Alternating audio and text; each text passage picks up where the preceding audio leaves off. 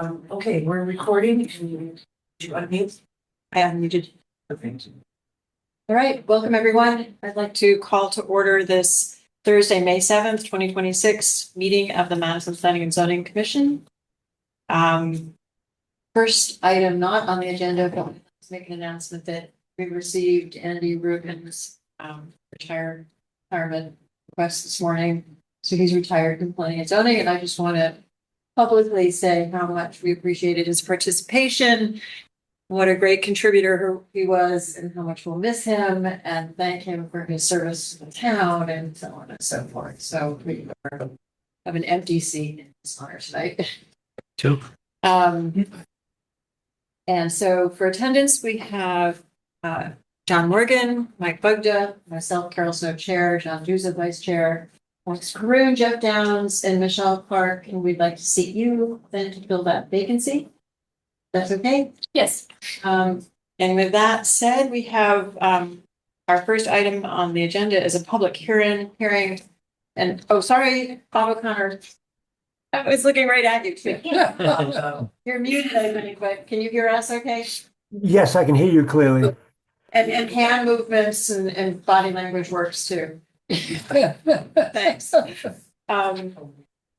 First item is a public hearing, but we are applicants, so I think I'm going to skip the process for public hearings since you've memorized it by now, I'm sure. And I didn't see that we have any attendees via Zoom, so There are two. oh, we have two as well. Should I go ahead and read the process then? Sure. Okay. Or a quick summary. Yeah. Here we go. We have one public hearing scheduled for this evening. I'm going to take a few minutes to review the process for public hearings in the current hybrid format of our meeting, since we have no public attendees here, or we do have attendees. During the public hearing, the applicant will be invited to present the application, explaining to the commission and others what is being requested. The applicant or staff will share all application materials on the screen as needed. Comments of town agencies will be read for each application if there are any. There will be clarifying questions from the commissioners. Then there will be an opportunity for clarifying questions from attendees. For Zoom attendees, please raise your hand through the Zoom platform and wait to be called on and unmuted. As this public hearing must be recorded, attendees will state their names and addresses before asking their questions.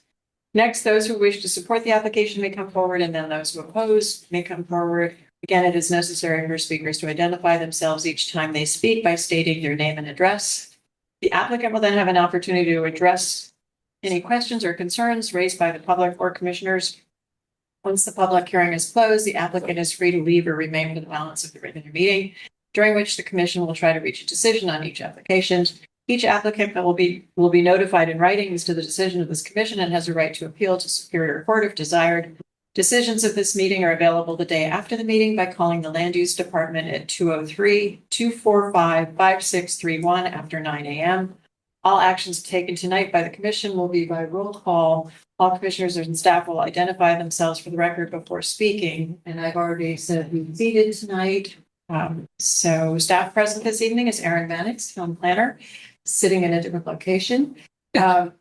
This meeting is actually, we had trouble. We're not live streaming, I think, right now. Is that right, Erin?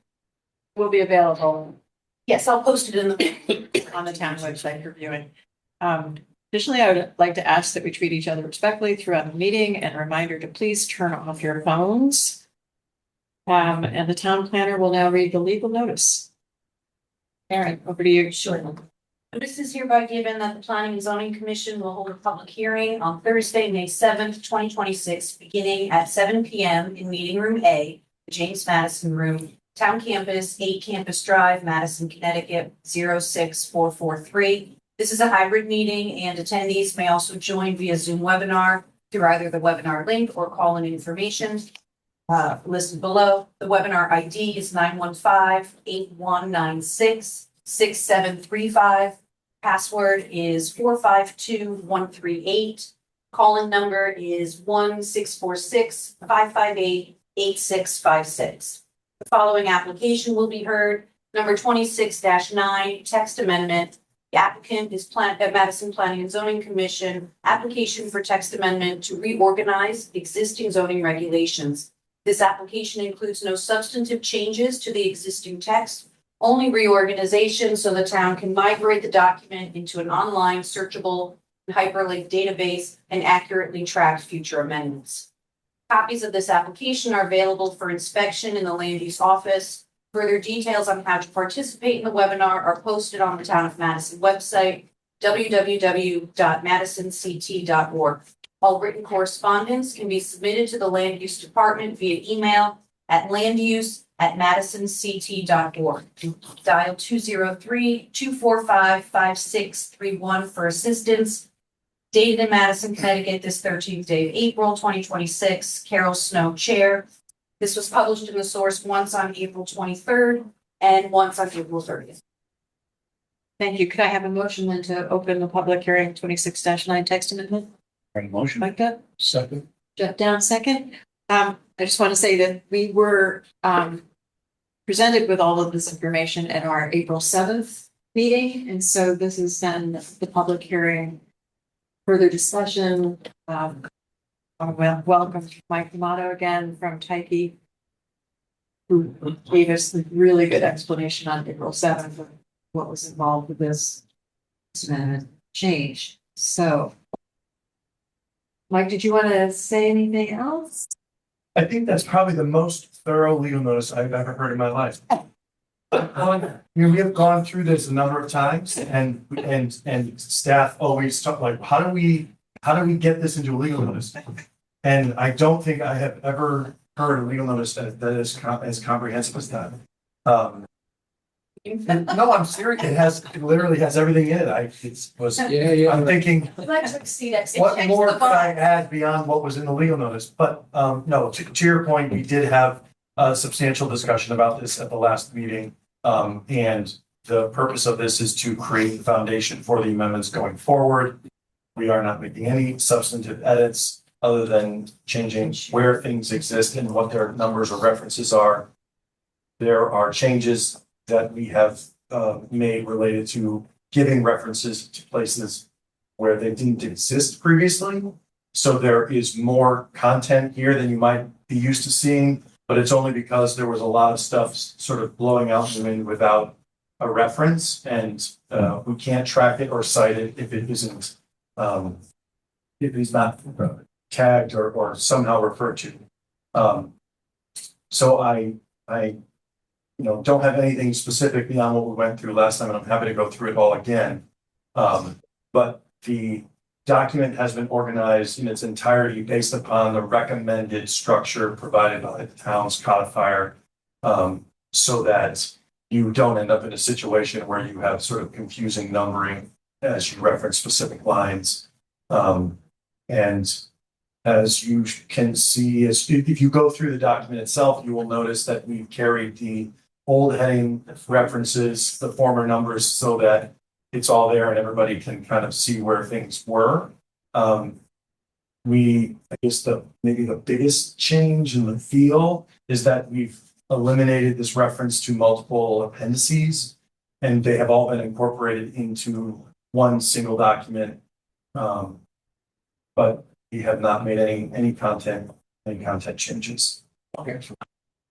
It'll be most confusing for us referencing old section numbers, and so for a while we'll be During this transition. referring to the index or relying heavily on a PDF, searchable PDF to find our text. But just as Mike had said, we cross-reference the former section number, and there aren't any substantive changes. So we look forward to having this as a baseline now moving forward to begin some of our substantive changes. Any questions or comments? Commissioners, I think we were pretty satisfied in the April meeting. That was great. And a lot of questions. And a lot of questions were answered. We have 3 public members, Members, just checking. in case anybody, if you wanted to open it up for public. We could open it up to the public then, if there are any questions for the attendees on Zoom to raise their hand. I'm not seeing any hands raised. We have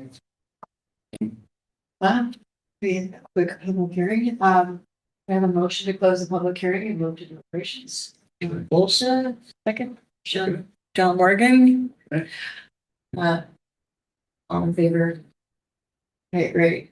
And, I'm not sure we have much else to say. Thank you. Can I add one thing? Yes. And I didn't go over, I must have rehearsed this. Okay. Move to deliberations. It's okay to still have. Do I qualify as being Staff. included as staff or the applicant? Yes. you It's are- more of a you are staff. recommendation and you don't even have to respond. So if anybody's feeling particularly uncomfortable, not that I think you should be about the reorg or what's there. I think one of the things that we just talked about in another town was including in the commission's discussion an acknowledgement in as formal a way as you might want that if a conflict does come up, that someone comes in and says, well, this or that, you know, I was talking with Aaron and there is an issue with a reference or there's something that's confusing. Until such time as we get through the rest of the revision, staff sort of has the authority to go to the current version of the regs to make a determination on what it should say. So if something does come up or we're in the process and we're working on an interpretation, we can just go right back to the old regs. We can look at that section, determine what that language is, and then we won't end up with some unintended consequence. I'm very confident there isn't one, but if you want to have that parachute, I think it's perfectly reasonable to sort of state that as your intent. So that could be a condition then to. Condition finding consensus. I just, like I said, we didn't change anything, but it came up in another place and it just gives you that security blanket if you feel like you need it. That's. We need it. I don't know if we need it. At this point, there's no change. I don't personally feel like we need it. I mean, And if there's a real question, it could be, when we do the regulation change, we could fix. Yeah, Correct. so there could be, Specific yeah, wording, there have could you be future amendments. Yeah. Included that in I think we're No, I okay. think they, We are. And because this isn't any real revision, this is just restructuring. Good. Okay, in that case, we have a draft approval. So can I have a motion to approve, and do you want to read it? Sure. Following draft resolution is offered. Voted the Madison Planning and Zoning Commission approve application number 26-9, initiated by the Commission for Text Amendment to reorganize the existing zoning regulations. This application includes no substantive changes to the existing text, only reorganization so the town can migrate the document into an online searchable hyperlink database and accurately track future amendments. This approval is made based upon the understanding that this reorganization is the initial step in a larger comprehensive review and updated regulations which will align with state law and the town's recently adopted plan of conservation development. Notice of this approval will publish on May 21st, 2026. Thank you. Second? Second. John, do that?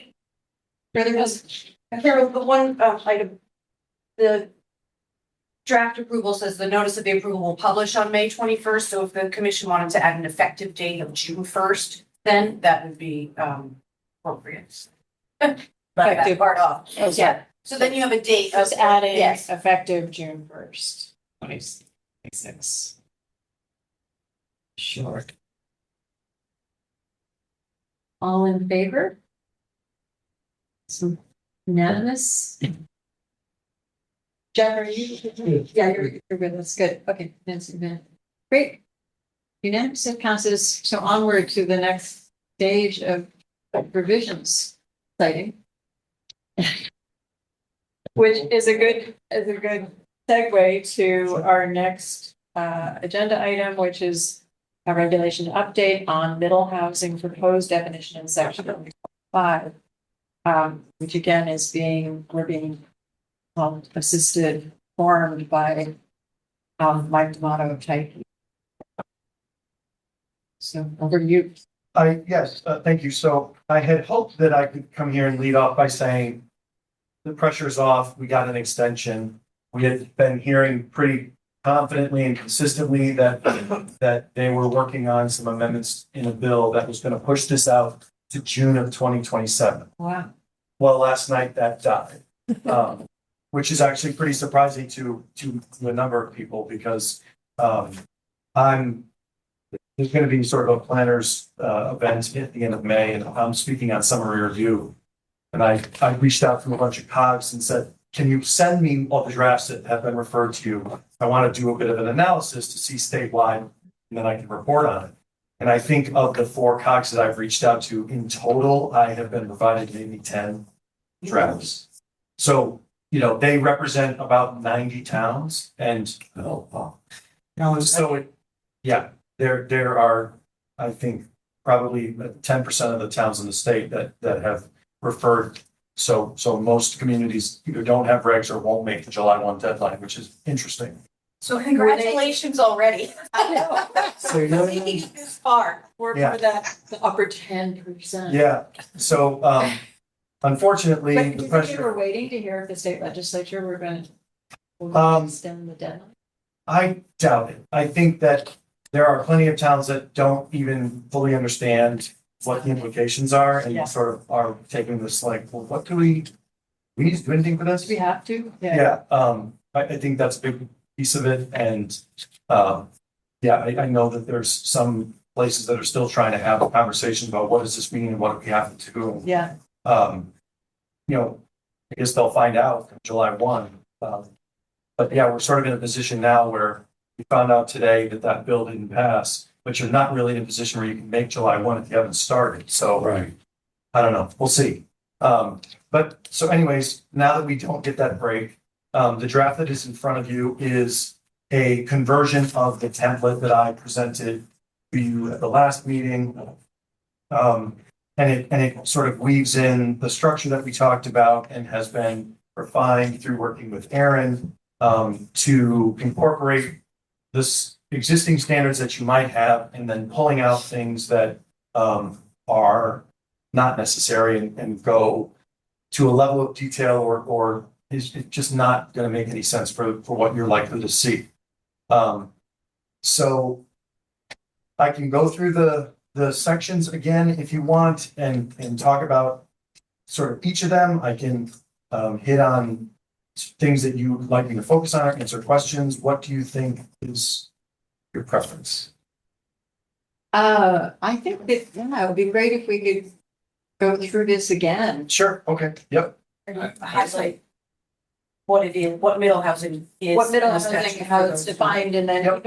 even, some of the definitions and bulk standards and what supersedes what when it comes to this versus over, with commercial properties and Parking or village standards, things like that. and downtown village district standards versus commercial standards versus new I standards. think let's just set it off also that, as Mike alluded to, we have a deadline. And so our timing of reviewing this, Right. our goal coming into this is to schedule a public hearing if the commission is comfortable for your second meeting in June. For June 18th. And that would allow enough time for us to make the regional planning commission referral and get our ducks in order. This document can be edited, but overall today, we would like to gain consensus from the commission that you're comfortable moving forward. And, if there are some standards that you'd like to adjust, those can occur during the public hearing process. Right, in fact, they probably should occur during a public system. Well, once we post a document for that, Yeah. we can note Discuss edits and discuss them, yes, Right. at the public hearing. And then the other piece is, you'll notice this is a little bit different than in everything, that there are standards, design standards built into this, which is unlike most of our existing text. And so, you may wish to refer this for comments for the public hearing to ACA, your design subcommittee who helps I think that would be great. provide some guidance. So, that's something if you're looking to do that, I can have them add that to their agenda this month and get some So feedback. will they have time to review this? Ahead of June, absolutely. They'll have 2 meetings technically before your public. I feel like there's a lot. And they'll mostly be looking at the building materials, landscaping, some of those types of Some things, of you know, we've got Style. landscape designers on the committee who may say 3-inch caliber tree versus a 2, and who knows? But at least I think it's appropriate to give them the opportunity to give you, some feedback if they have any. Mayor, could you expand on the adding of this, like this, it seems like we're adding very prescribed design. Yes. Is why? Because why? Do you want me to take that or do you want to take that? I never won't stand in front of the microphone if you prefer to, but I'm happy to explain. It's- I think Just a it's general- to the general middle question. housing and the summary review process. Okay. You don't have discretion and you cannot hold public hearings on these. You're limited in the scope of how you can review these types of developments. So building in standards that you would like that are consistent with the surrounding commercial area gives you as the commission some protection. That whatever a developer would be coming in with a mixed use or the straight 2 to 9 units Yeah. would be falling under these design standards, so you know the quality of the work that is gonna be built. What's the, sorry, I missed the last meeting. What's the state's goal? So this, like, what are they trying to accomplish by pushing this 25 dash? Housing. Yeah, I think well, who knows what they're going to. We talked about how poorly written the bill is to begin with at our last meeting. And so I think the thought is if we can increase housing quantity, it will decrease demand, and that will have an effect on cost. Because they still seem to believe that statewide zoning regulations are the barrier. And so they adopted this standard, which says that towns have to allow 2 to 9 unit residential or mixed use developments by summary review on any lot zone for commercial or mixed use. So you cannot mandate that it be mixed use, but you have to allow it if they choose to. And you can't mandate density, so they can choose to build 2, 3, 4, 5. So you can't say the density of 5,000 square feet an acre or something like that. You've got to give them the roadmap to getting up to 2 or as many as 9, but not less than 2. And this applies to every town in Connecticut. And unlike the provisions of PA 2129 for like ADUs, there is no opt-out. So come July 1st, someone that comes into the town hall has to be given the ability to go through the summary review process for a housing development, regardless of what standards your regs have. So to your point, okay, what's your name from here? John. John. The glare. The summary review process is not defined in the statute very well, other than it has to be essentially a non-discretionary review that doesn't include public hearing, special permit, special exception, or variance. So we are trying to create a very formulaic process where we say exactly what we need to do, so that we know what we're going to get. Because the only way, a lot of regulations say landscaping needs to be adequate. Adequate screening shall be provided. Signs shall be appropriate with the, characteristics of the neighborhood or with, traditional. What does that mean? So we have to eliminate that. So we're taking as prescribed of an approach as possible. So just to run through the sections at a very high level, if you have questions, throw something or ask. But starting with applicability, we are listing your commercial or mixed use zones. This does not apply to residential zones. You can choose to apply to residential zones, but it doesn't. So we're stating that applicability. And then we are defining in section 2 there what comes right out of the act. So transit community middle housing development is one of the terms prescribed in the bill, which is, and this is exactly what comes out of there. And then mixed use development is also prescribed right from the bill. Okay. All of it was just turn middle housing portion. the term middle housing has been around for quite a while, but it's been used with more prevalence as of late. We are taking the approach of folding these terms under middle housing because it is really confusing the way they did it, because they call it transit community middle housing. And there are parts of the bill that deal with transit. This does not. And so it's very weird to say a transit community middle housing development is anything between 2 to 9 units. It can be in the most rural community, miles away from any type of bus line or rail line. So we're folding those terms under the middle housing umbrella to make it easier to understand what it is. And sort of the other confusing thing is that mixed use development says nothing about 2 to 9 in the bill. Everything that we have read, everything that everybody that we've talked to, run this through legal review, believe that their intent was the 2 to 9 units, but that is not what the bill says. It could not possibly mean that if it's a mixed use development, you have to allow it by summary review. That they could have 150 unit development as long as there's a mixed use component in summary review. So we are further defining it again to clarify. Our intent is to treat developments of 2 to 9 units by summary review. But if we just go with the statutory language in the bill, it doesn't make that clear. And so again, it wasn't thought out. They wrote it at God knows what time at night. And we wanted to make this clear to developers, but also residents, that we're not just allowing all mixed use developments by summary review without hearings and whatever else. Is the, I know the answer is going, is the affordable housing provisions going to apply to these? The Appeals Act? Like 10%, why it needs to be affordable? So there If you someone cannot puts a 9 unit housing, will some of it need to be no. get paid for? No, so you can't mandate, and it's not required, it's just to deal with housing. So they could certainly choose to, but this does not require that it be a part of it. So you mark. You're not informed.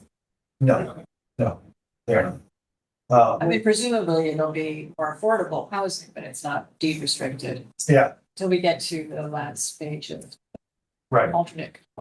And it's, my guess is you're probably not going to see it because a 9 unit development is not going to have such a massive, amount of funding behind it that, someone building 9 units, generally speaking, you see the affordable component when that's what someone does and they sort of, that's their model, or there's enough of the project that they can go through the administration to develop the affordability plan and monitor the annual income verifications.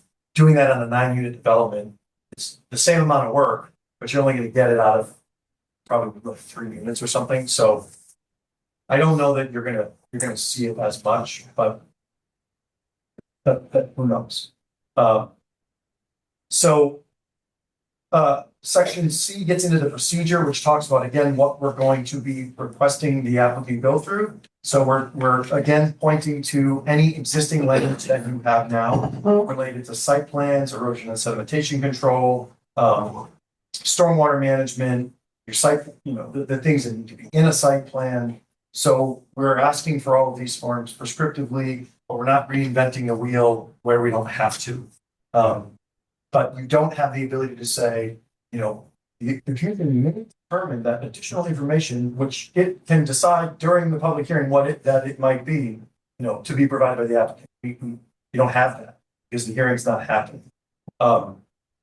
So this list can certainly be added to if things are missing, but we're articulating exactly what that is.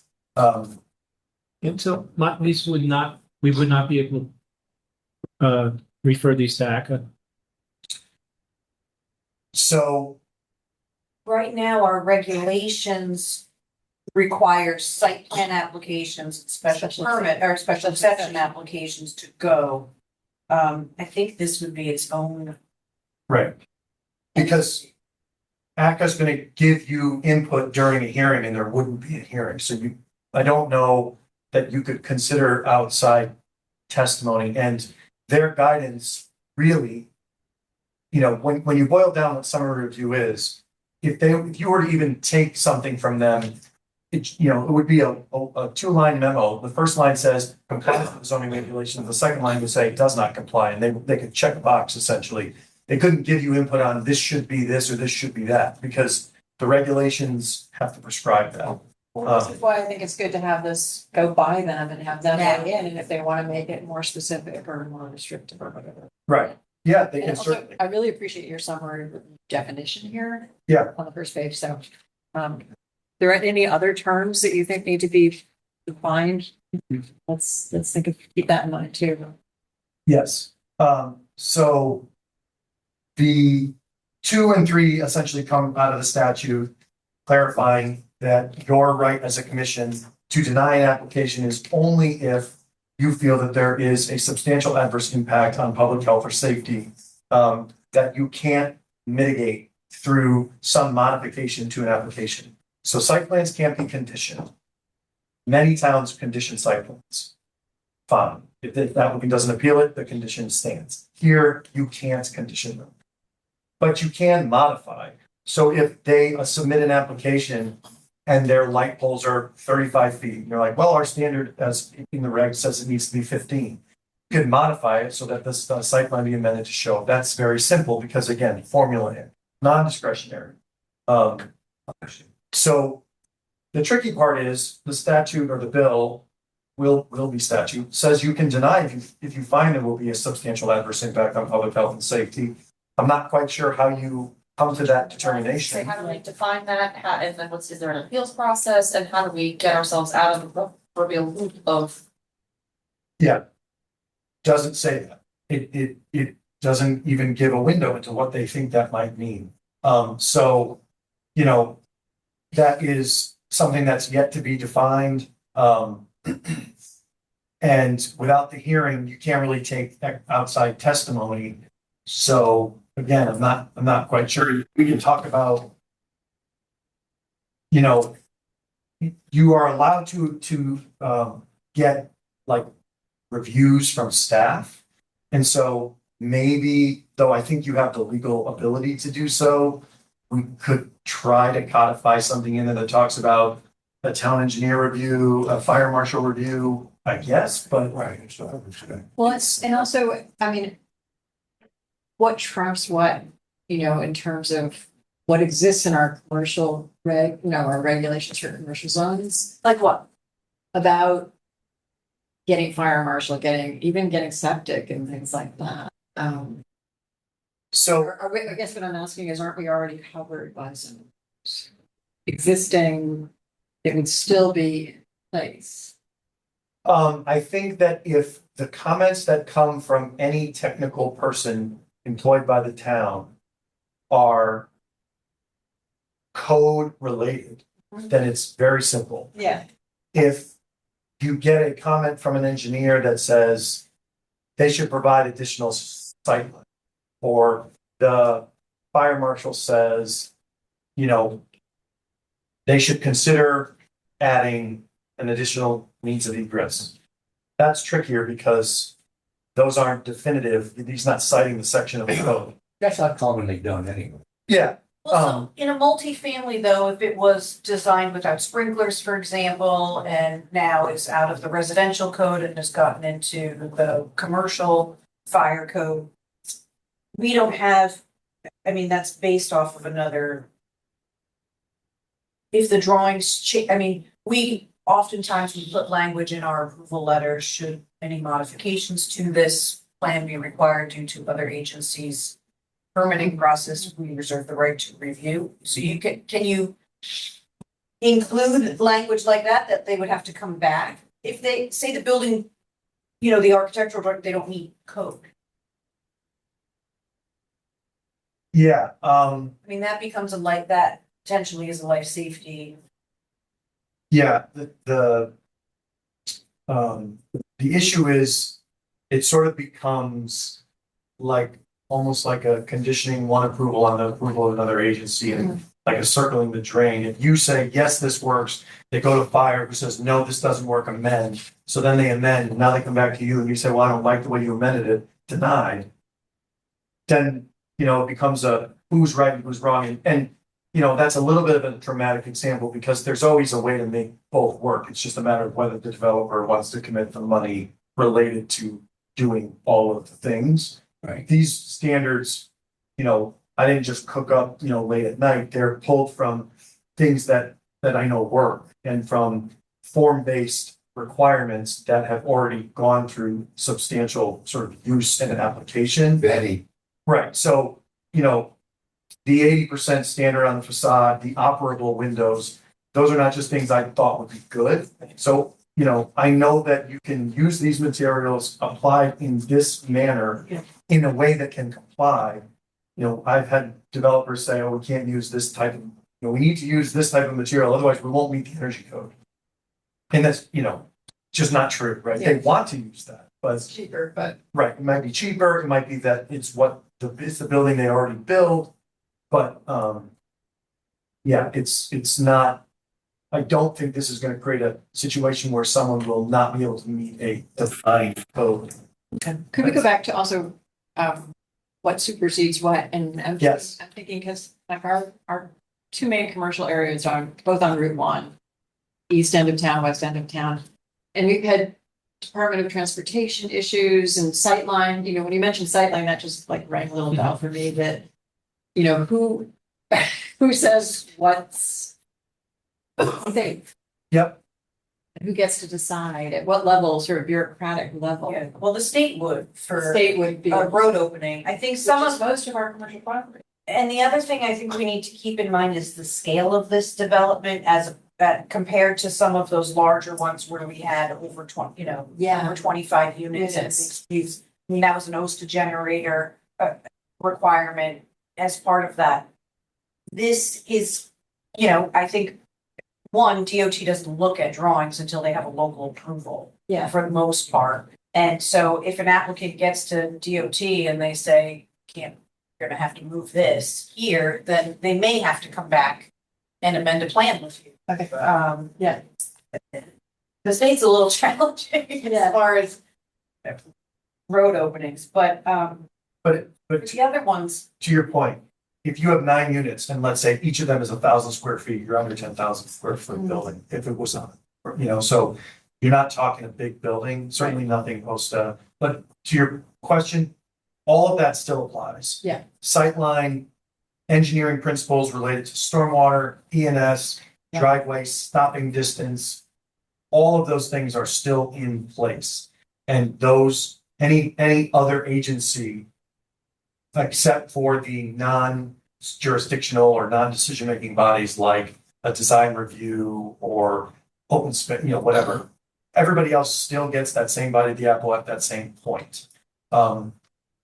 Having written way more of these than I ever wanted to in my life, I can say that there's some things that we would have talked about and would want to include and refine that I will have for you at the hearing itself. One of them is a clarification on for any project which is mixed use, specifying clearly that the standards which govern the commercial use would still apply. We know that's the case, but I think making it clear, if you have a summary review application for a mixed use building and you decide that you want to put in, I don't know, what's like the craziest special permit use that people wouldn't want to see here? I don't know, pick something. The fact that, Chick-fil-A gets used a lot. okay, so if you wanted to put a Chick-fil-A 9 units above, you don't get to come in under summary review and just stick the Chick-fil-A on the ground floor and say, okay, I'm here for my permit.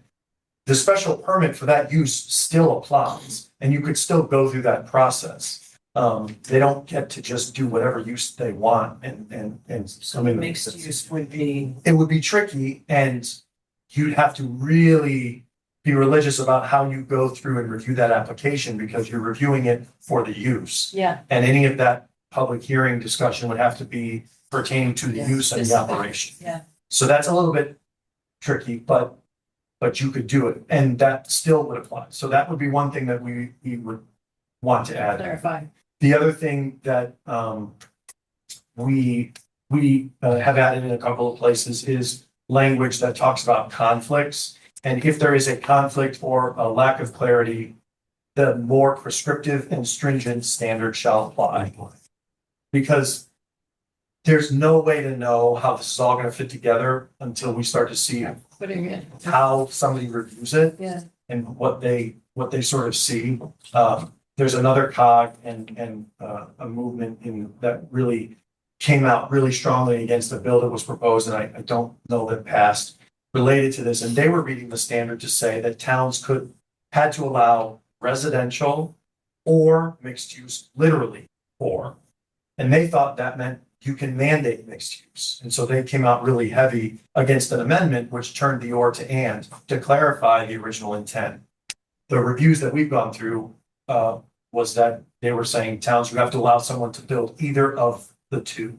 Right. But they interpret it to mean you could choose. And so some towns have said, okay, we're gonna mandate ground floor, mixed use, no residential on the ground. So until we start seeing how other people do it and how it hits the ground and where people disagree, that conflict gives us the ability to take the more stringent. So those are things that I would recommend we add during. And I'm assuming that none of this would be retroactive to anything in process today, right? Right.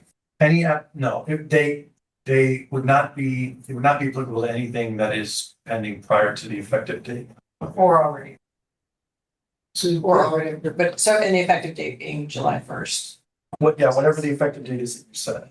Yep, so this can be multiple buildings, though.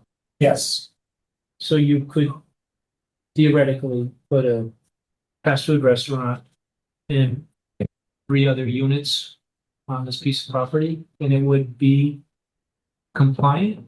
If you met the standards, Yeah, but a very nice looking. the fast food restaurant use is a special exception use, so they would have to apply for a special exception for the use as it's permitted in the commercial zone, Mhm. whichever zone, Right. but the residential piece would be the summary.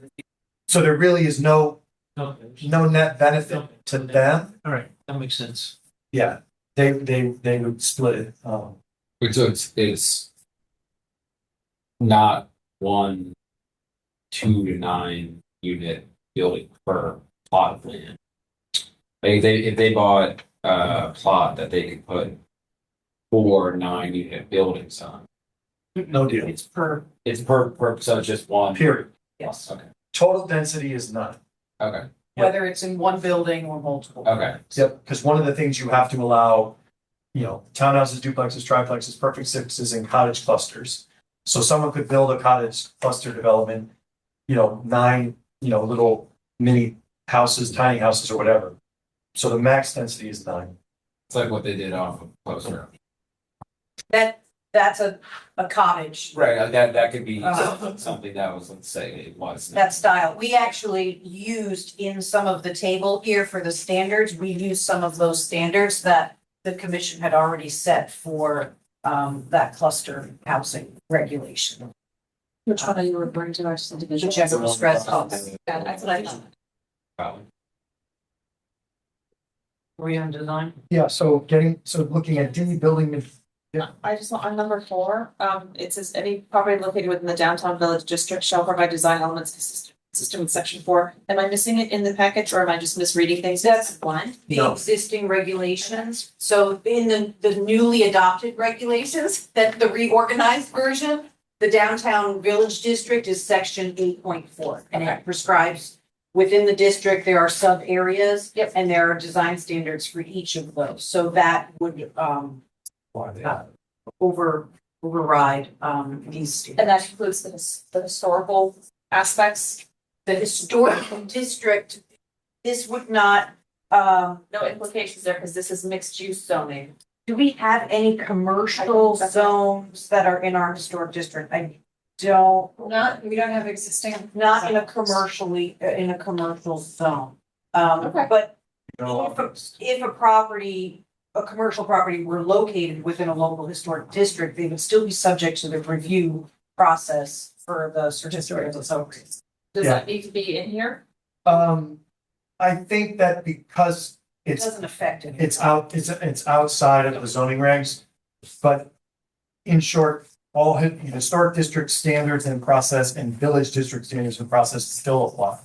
So the one caveat to all of this is if they're in the village district, you still can do that for Pearl and they still go there because that is under a separate authority in the statutes, and this is not a skip all. So we're trying to make sure that, again, people understand that they're gonna have to still go through that process. They just don't go through it, something separate here. So, how that would work out remains to be seen. The vast majority of towns don't have village districts under 8-2J, so, every town that I know of that has one is treating it exactly the same way. But I think under historic, I don't think we would need to, It's a separate entity. Yeah. Separate statutes altogether. I think that was still. yeah, so it's still applied. I don't think we need to add it, but if, you feel strongly about it, I don't think it makes something invalid if we reference it. Look for your guidance. I just want us to be covered. Yeah, no, I think we're definitely good there. So building materials, pretty straightforward. We're trying to avoid, metal buildings or EFS and things that are not generally, there's two types of regulations. There's the types you have now, which are more Euclidean based, which is you can do these things in these areas. And this is, sort of where it can be on the lot or whatever. That's traditional zoning. And then there's form-based zoning regulations. And form-based zoning essentially is we don't care about what you're doing in the building, but we care a lot about how it works. That's essentially what the legislature did with the bill. So that's why we're taking this approach. So we're getting into all those things as far as the materials, type of roof material, building elements, again, referencing existing section, and then including some graphics to show how those can be applied. The overall purpose of the graphics throughout the regulation is to help communicate the text and convert it into how it could be applied.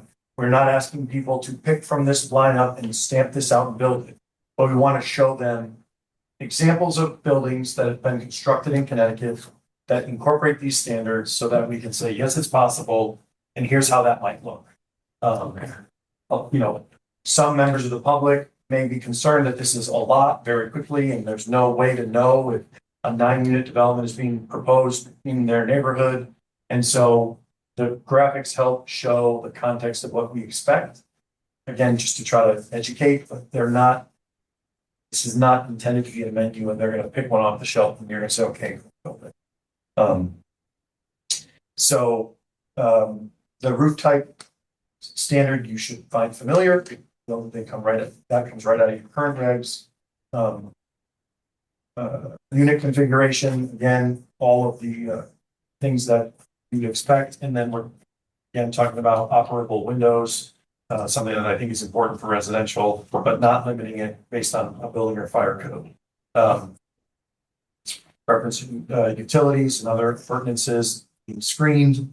And then we get into the site layout, again, being very prescriptive. So you'll notice the first one, parking spaces should be provided at a ratio of 1 space. Putting that in there because other parts of the bill say that you can't require minimum parking and you can't deny if you don't think there's enough. So, they're getting very prescriptive because they, I think, anticipated that towns would say, oh, there's not enough parking. That's public health and safety, denied. So they explicitly said it's under 9, or, you can't deny, and you can't actually, in your summary review, can't say you need 3 spaces per unit. So we're saying they should be, because it's important, I think, to set the expectation of what you think they'll need. So we want to have a standard in there, but changing it from shall to should. And then limiting curb cut access and where parking should be located. We talked last time about what the contextual standard is and having them do, to the extent possible, a matching of where the new building is placed in accordance with the other buildings. So you're creating a consistent street line. And so that is what we're asking them to do there and sort of representing what that is in that graphic. And then if there are multiple buildings, want those taller buildings to be behind to create more of a graduated effect, which is pretty typical for larger developments, sort of applying that same standard.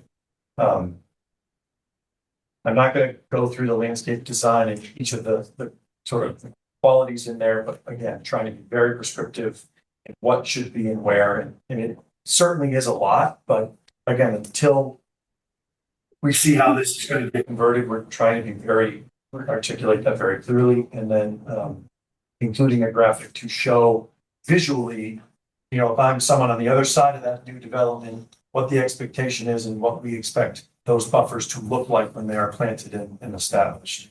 And all of these numbers between now and then, and I'm sure if it gets reviewed to ACA, they may have guidance, and that's fine, plug and play, no problem. Yeah, can we lean on ACA for like something you put in here that's like defined design standards of Madison? They would have to follow this. We could reject them because, like, I mean, the concern is like, I think for me, like, someone comes in, puts something up that like you see and like it's sick, right? Like, hard for you know, like something that doesn't fit the aesthetic whatsoever of town. Yep. But we have the ability to like reject a proposal based on that, or they just gonna have to follow these kind of broader guidelines.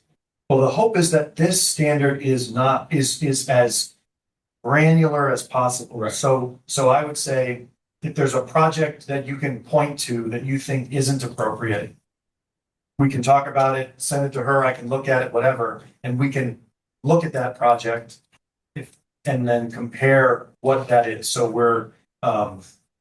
we are not allowing flat roofs. We're not allowing, like I said, EFIS.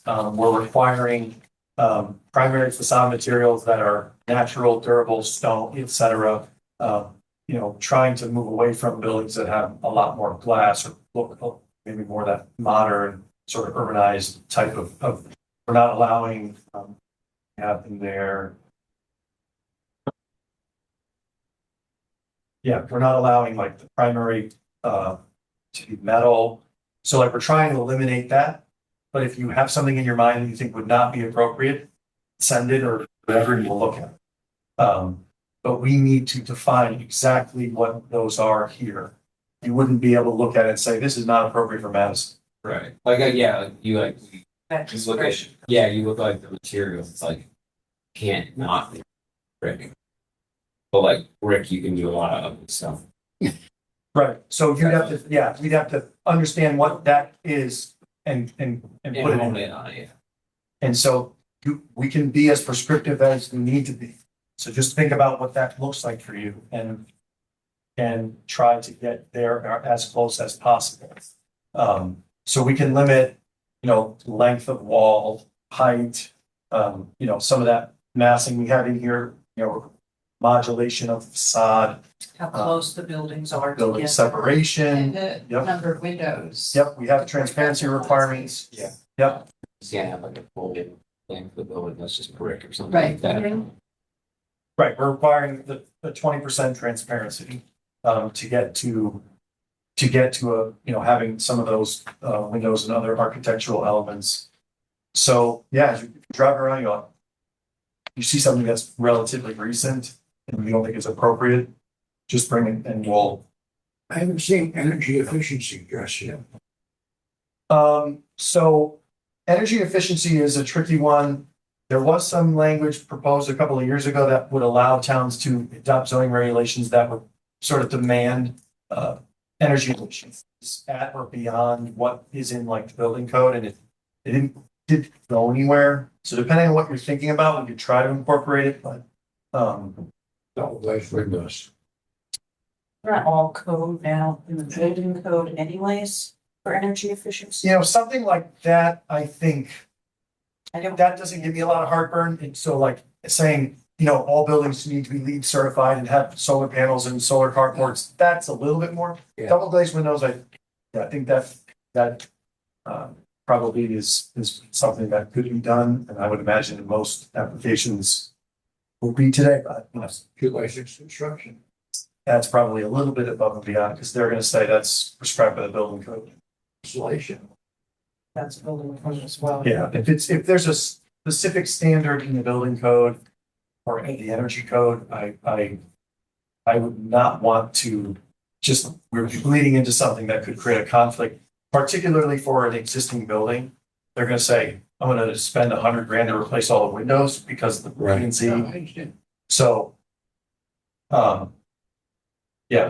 we have to think about that. And there's nothing in this statute that would preclude us from putting this much prescription into this. The statute says, I mean, I can read you the line. If you want to. It's. We sort of basically, since November, you know, we've been agonizing in sort of the planning world, as weird as it sounds to say out loud, that there is one. What this means and the best way to apply it. And leaning on, you know, legal professionals to interpret what this might mean and how it would be interpreted on a legal challenge. So they talk about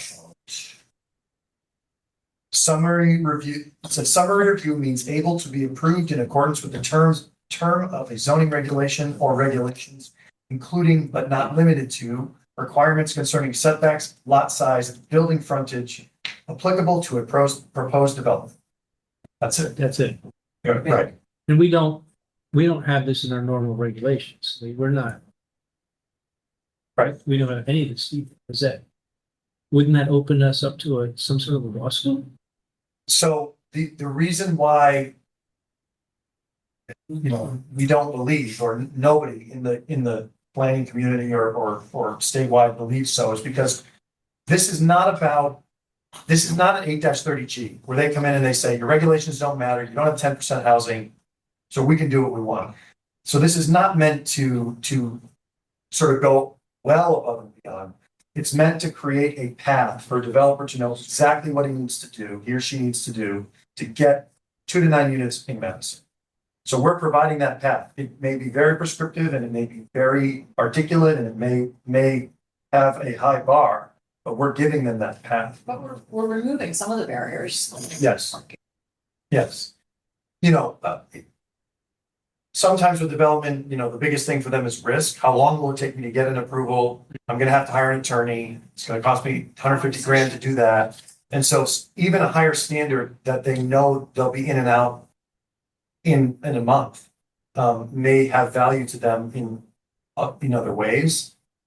So I think statewide, nobody thinks this is going to unlock this. You know, we're not removing this big dam and all of a sudden housing is just going to, I don't think this is going to hit the ground the way that they think, but it is an enabler of sort. That's Right. the idea.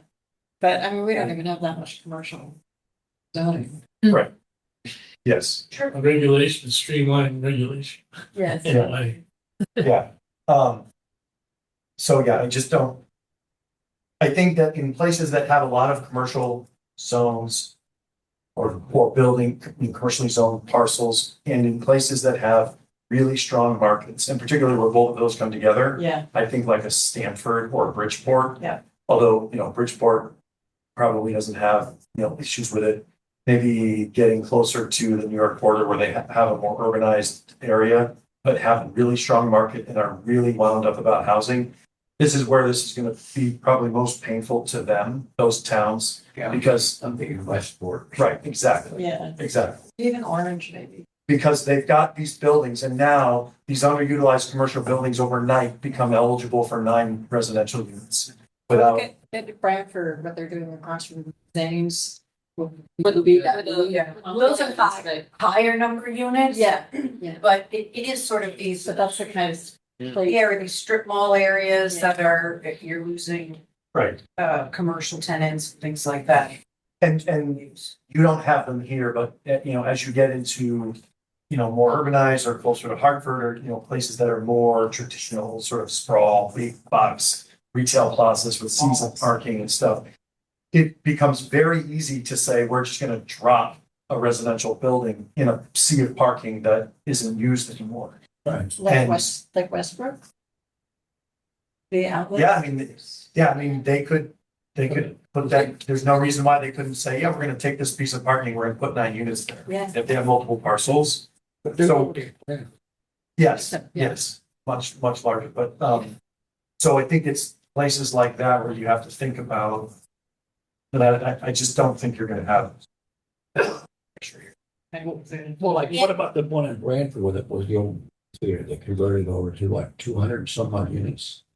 I know it's a lot of units. Yeah, it's not any, I mean, and It's with huge. sewers, you also have to think a lot of our commercial zones, you know, our east end, we have nice sand and gravels. The west end, our commercial zones has a little more challenges. Right. Salt marsh, you know, salt marsh, we have filled wetlands in some areas. It's very limiting as far as what types of Yeah. redevelopment can occur. So you might see an opportunity in the rural shopping district or some of the transitional zones. There may be some spot areas that could accommodate some, you know, multiple units. Maybe not even 9. It's really gonna determine what the soils are gonna determine. Yes. Okay. Okay. Do we have a minimum lot size? That's still the underlying commercial zone, yeah, minimum lot size standards are there. So this wouldn't be, if somebody were looking to subdivide or create a new lot, they would still have to meet the minimum standards of the underlying zone. Okay. Yeah, it's not. You can't tell someone our minimum lot size is 1 acre and you have 3/4 of an acre in an existing commercial zone, so, you know, oh, well, you can't do it because it's on any lot. But you can prescribe that so that, you know, they can't just start doing all kinds of crazy subdivisions and drawing lines that are already get 9 here and 9 here and 9 here. So what stops somebody from doing that? Because the subdivision regs would still drive their ability to split. And they haven't taken that away from you yet. But, you know, Well, sending setbacks. setbacks, Setbacks fall into that as well. yeah, So if you have it's just like in any of your residential zones as well, if you have an undersized lot, you still have standard setbacks for that zone, you're just dealing with a smaller parcel. That's the key constraint. moving on to lighting.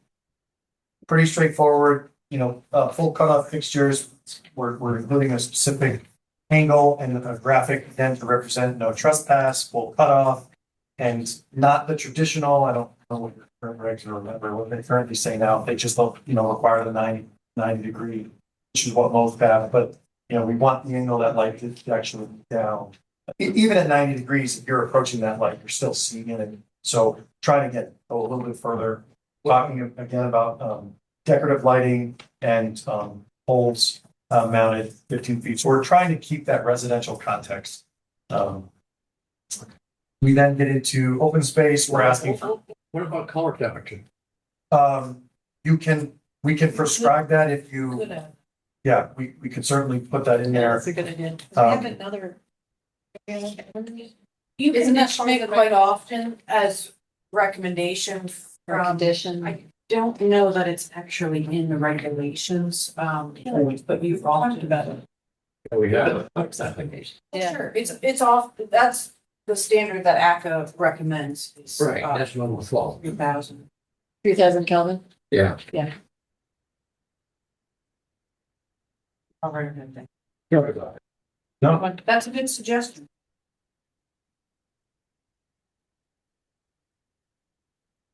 okay. So open space and amenities, so we'll have a category because, you know, other things just it's a mess. Other stuff that you might decide, but 500 square feet of green space shall be provided on the lot for each unit. Such unit shall include outdoor seating, shaded. So again, this is a place where people are going to live. We'd like for them to have. Every building won't have direct access to the outside from a unit. Might not have a balcony or a patio or a porch. Right.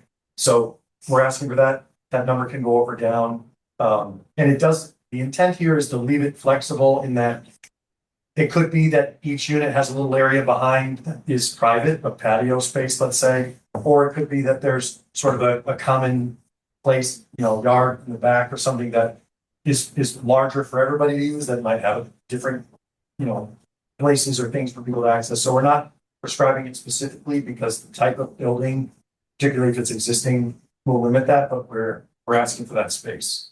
Is 500 a standard you're seeing in other, or is that high? What's, I've had towns that are much more urbanized say we want 1,000, and towns that are much more rural say we only want 250. So it's kind of been all over the place. 9 units, you're talking 4,500 square feet of, yeah, so that's the max. Yeah, it's unreasonable. 500 square feet, to me, I think it's down the middle, but look at what, if you think there's buildings that are lots that are likely to go to this, see how quick they are and run the number. yeah. I don't know what their average lot size is that you think might come to that. And then, screening, the location for refuse. The next section, and actually, Michael, for the, is there any way we can add anything about sidewalk? so Not offsite. the offsite part is a no. If you wanted them to install sidewalks on on the property, I think that could go. Yeah. If you get sidewalks on town. On sidewalk, you'd be on town. Well, they would be installed, but you can require it as a site improvement. I think that is a reasonable request. Especially because our commercial spaces are on busy roads, mostly, yeah. So that's. Along the frontage. Yeah. Um,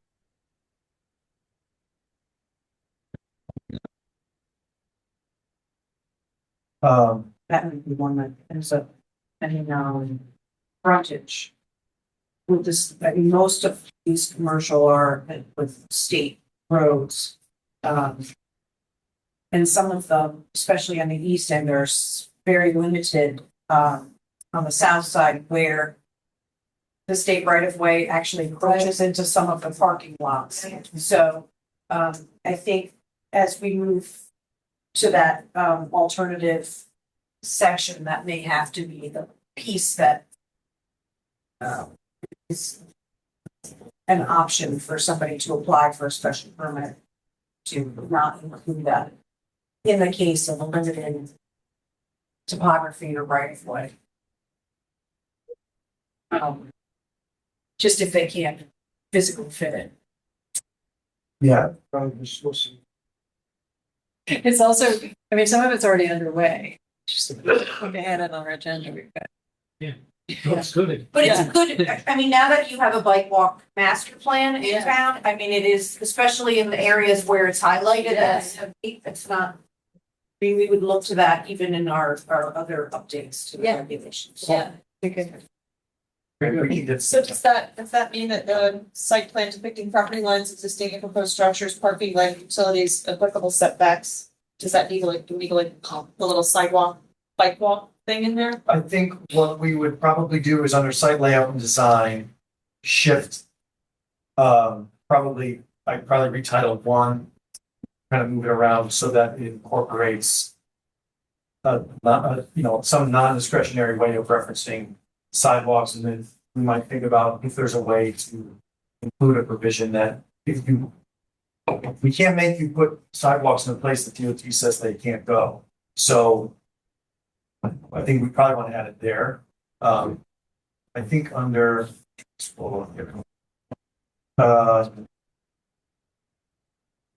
would parking by new utilities setbacks, and that's gonna be, yeah, we're referencing your current standard in 17, which then has the sort of more comprehensive list, so I don't think we would need to add it into procedure, just in the designs.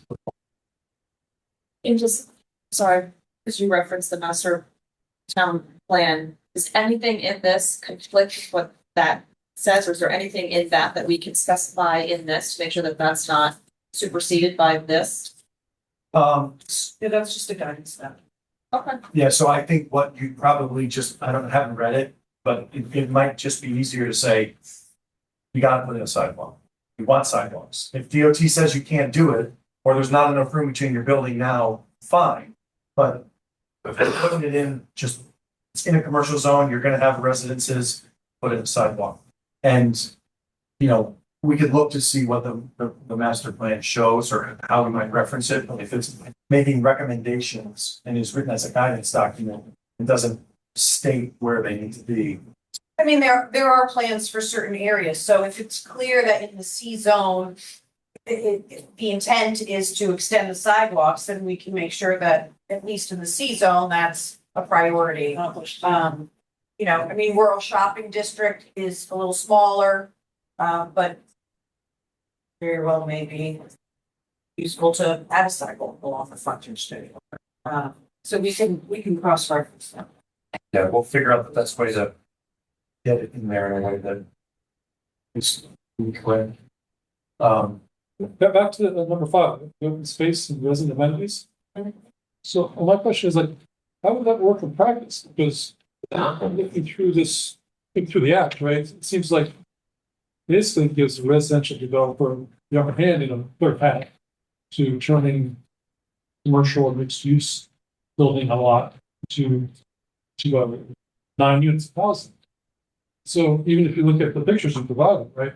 Building like commercial before and after, those are familiar, there's a lot of that in town.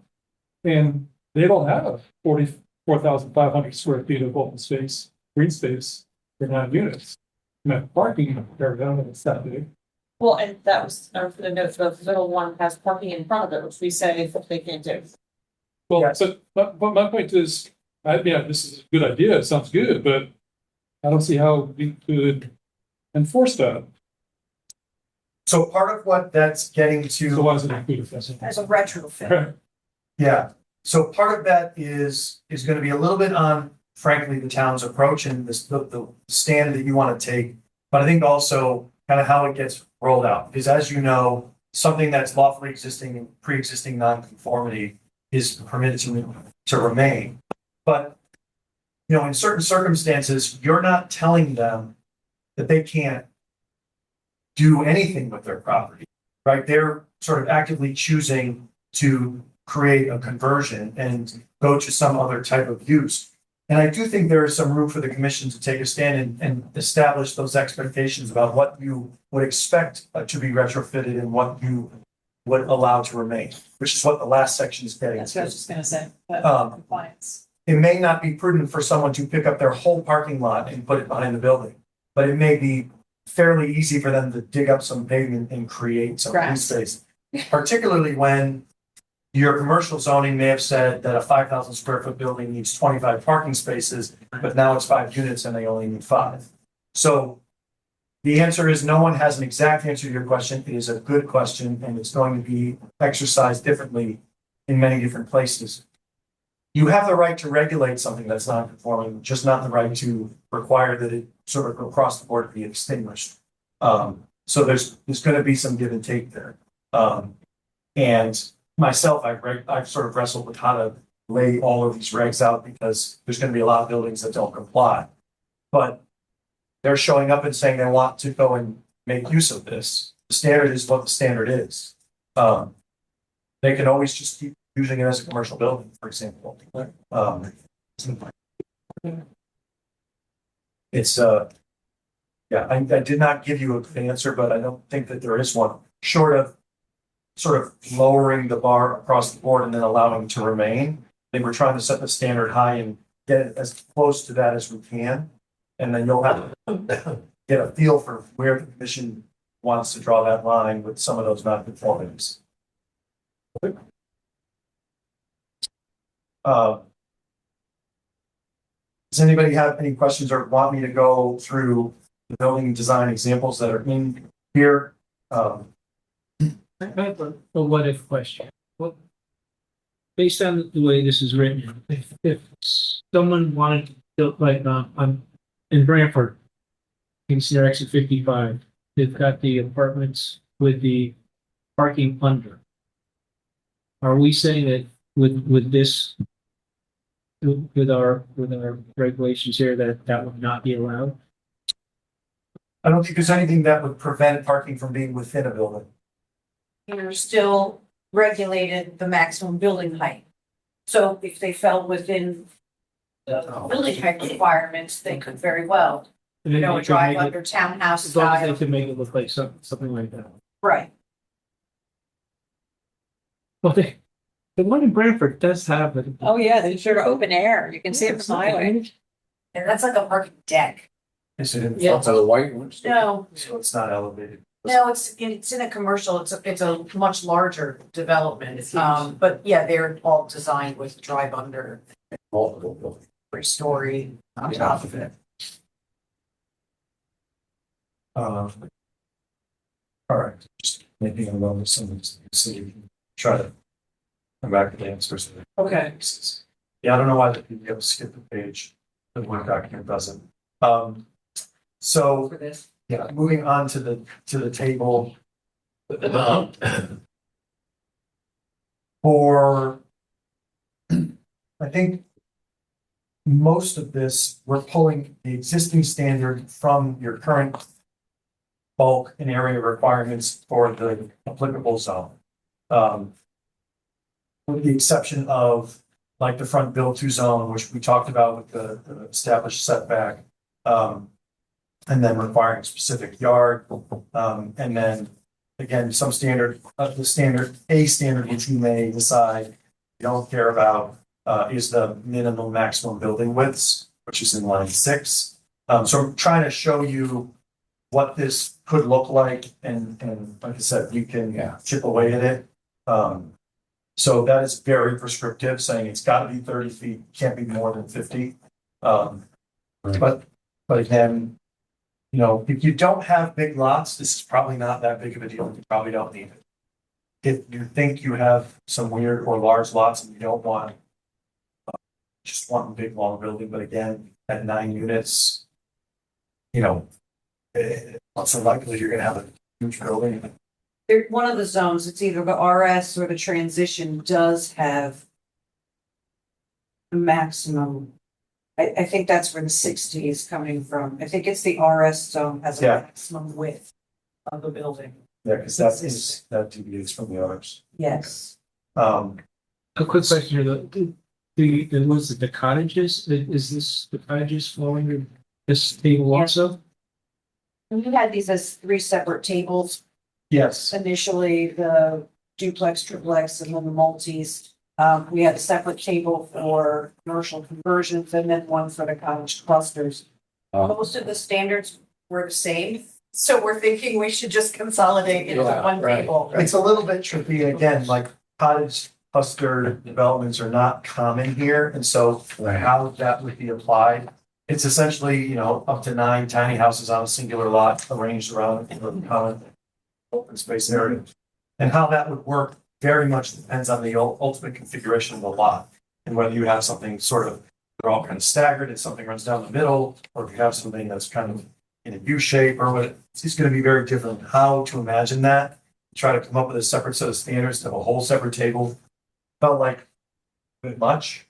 And when you're thinking about the types of developments that might be a little bit more, for lack of a better word, concerning, a little pocket neighborhood to me is leaning away from things that you might be worried about, particularly in a commercial zone, right? These are not going to be abutting residential properties most of the time. So we thought, let's just go a little bit simpler. But so these standards would apply. We will eliminate the heading. Okay. Thank you. The And you're other, gonna make it one table? we had 3. What you now have is just the 2. The reason why ran with the second one, which is the commercial to residential conversions, is because as you start thinking about a lot of what we talked about with the nonconformities, you know, certain things I think we'll ultimately want to pull out. Maybe something else that comes up during discussion of the public hearing. And we can always do it, but we don't want to be there and say, geez, I wish we had a way to regulate this differently. So we're sort of running with the whole picture, and we can, if we decide that it's not necessary and we don't come up with anything more substantial, then we can just eliminate that second table and just go with one. Yeah. And it's probably maybe 75-25 of the ones that I've done where, you know, majority of towns ultimately land on, we don't feel like this is as concerning, let's just do one table. Some towns are sticking with multiple. I just, We'll flush it out. yeah. So something else that I want to point out is if you look at the last line in the table is 15, maximum bedroom count, unit size. So again, numbers can be adjusted, but we can always set the ceiling. We can't set the foundation, right? We can't tell them how big it has to be, but we can cap. And so we're really trying to get to unit size to affect cost, but also to force people to think more thoughtfully about how to use the inside of an existing building. We don't want a retail plaza to just, 6 shops now becomes 6 apartments. We'd rather figure out how to use that space in a better way. And so by sort of capping that, I think we're going to creation of, 4 bedrooms or something really crazy where it's just kind of a hodgepodge of a clearly commercial building that now just people live in. So that's the intent behind it. Again, feels like it's and is the max bedroom count we talked about. So that, I don't know if that was something you had in mind or is something you pulled. I pulled it from your cottage clusters, and I think is it our PDD is a maximum of 2 bedroom units. But we So talk about, should we open it up to 3 and just like a bigger family? It's interesting. I was in a meeting today with a developer and it was a 300 something unit building. And they had 5 3-bedroom units. And someone asked, why are you only doing 5? And they said, for us, it doesn't really work.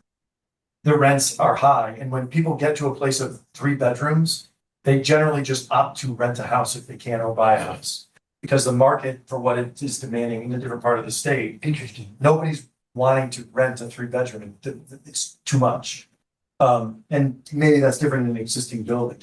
I don't think there's any harm. No, but I think sometimes I think to the quality of the design of the unit where we've had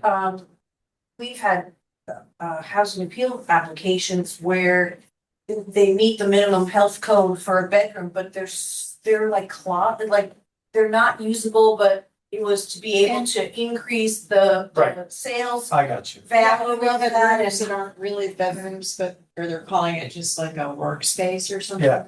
And no closet. Well, you all in always see office. that with the cased openings. Right. The health code, that's their way of getting their study, as far as not closing them off. And this wouldn't eliminate that.